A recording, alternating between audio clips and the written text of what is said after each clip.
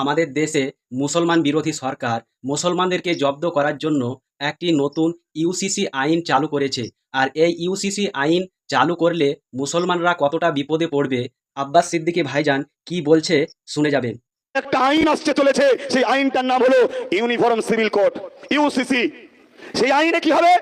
আজ মসজিদ চলে যাচ্ছে, আপনি ভাবছেন মসজিদ বানিয়ে নেবো। আজ মাদ্রাসা চলে যাচ্ছে, আপনি ভাবছেন বানিয়ে নেবো। আজ কবরস্থান চলে যাচ্ছে, আপনি ভাবছেন আমার ঘরে কবর দেবো।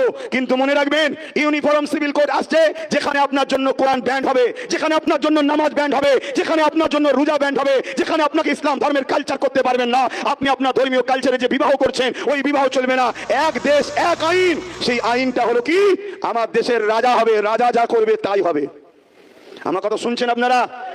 বিগত দিন যা বলেছিলাম আজ ঘটছে, আজ যা বলছি আগামী দিন ঘটবে। এই ইউসিসি আইনটি চালু হলে কি শুধু মুসলমানরাই জব্দ হবে নাকি সমস্ত ধর্মের মানুষ জব্দ হবে? আপনার মতামত কমেন্টে জানাবেন আর ভিডিওটি প্রচুর পরিমাণে শেয়ার করবেন।